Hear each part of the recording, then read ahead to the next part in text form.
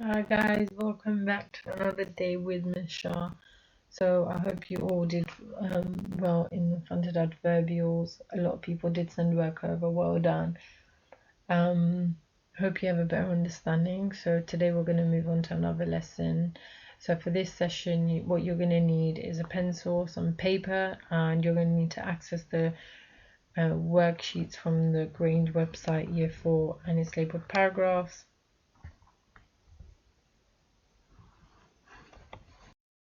Okay, so your word of the day is dainty. The definition of this word is delicately small and pretty.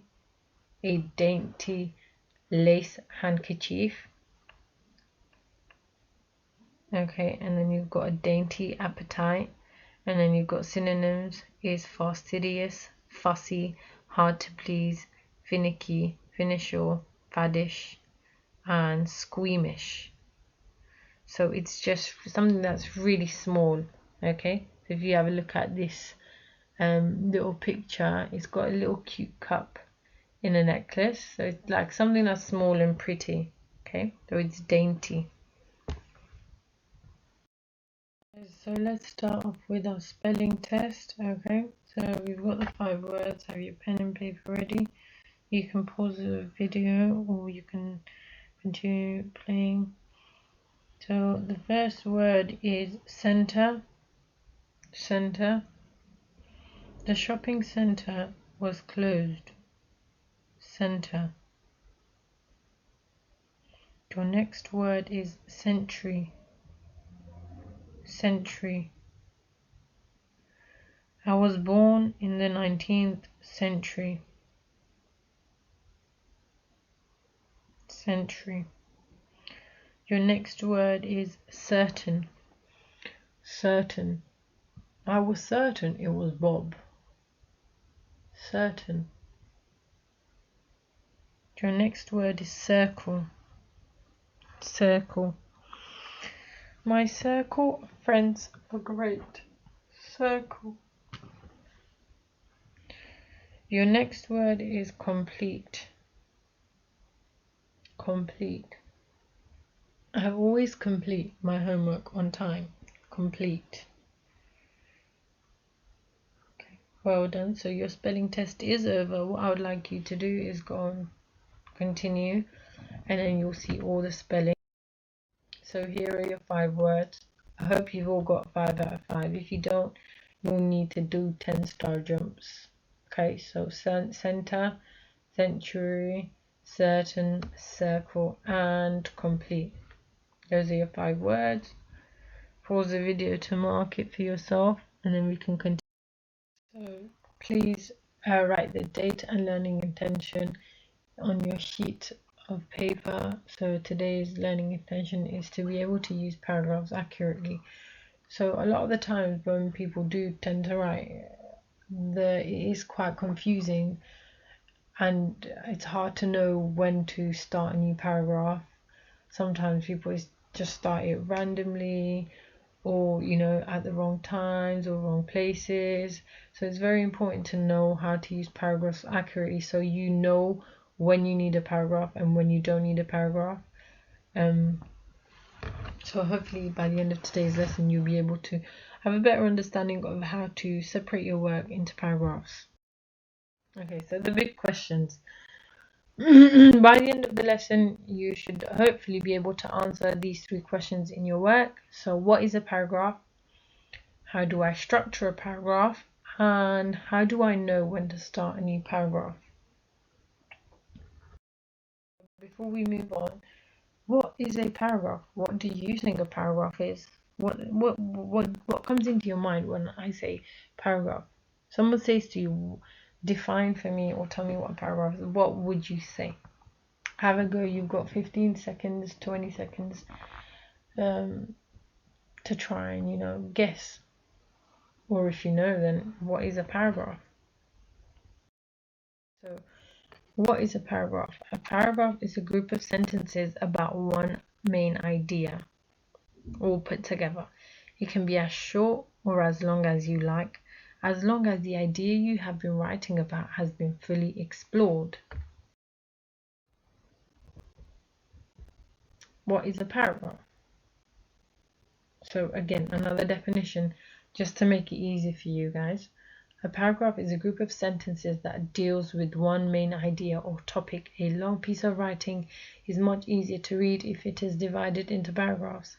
Paragraphs also make it easier for us to write. It is much easier for us to plan our writing in paragraphs and check our punctuation for each one. And that's why when we do long writes, we tend to tell you to split it into paragraphs so that it's much easier to write.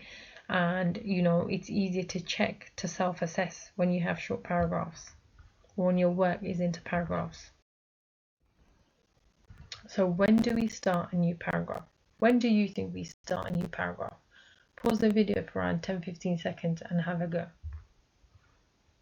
Well done. So we start a new paragraph if there's a change in place, a change in time, a change in person. This can be a different character being introduced or a different person talking. Change in viewpoint, change in topic, or okay, so I've just read through the following reasons on why, or when and why we start a new paragraph. Do you remember when and why we start a paragraph? I'll start you off. A change in place. What are the other reasons of why and when a new paragraph needs to be started? Pause the video and see if you can remember. Well done. So it's change in place, change in time, change in person or character, change in viewpoint, and change in topic or focus. Those are the reasons why and when we need to start a new paragraph. So how to structure a paragraph. There is a simple and easy way to remember how to structure a paragraph. It is called a traffic light system. Each color stands for a different part of a paragraph. So you've got the red, yellow, and green. So your red is the topic sentence. The topic of the paragraph is introduced by a key sentence. This is often called topic sentence, which is in red. This contains the main idea of the paragraph. It often comes at the start of the paragraph. Here is an example. There are 3 reasons why Britain is one of the best countries in the world. That sentence starts off the rest of your paragraph. It introduces what the paragraph is going to be look like, or what it's going to be focused on. Your next, yellow, the supporting sentence. They come after the topic sentence, making up the body of the paragraph. Each sentence needs to be about your topic. What do? They give details to develop and support the main idea of the paragraph. You should give supporting facts, details, and examples, and all of these should come after your topic sentence. So after the red should be the yellow, and these are the things that should be in your. Here is an example. First, Britain was an excellent transport system. Second, Britain was a high standard of education. Students are taught by well-trained teachers and are encouraged to continue studying at university. Finally, Britain's cities are clean and efficiently managed.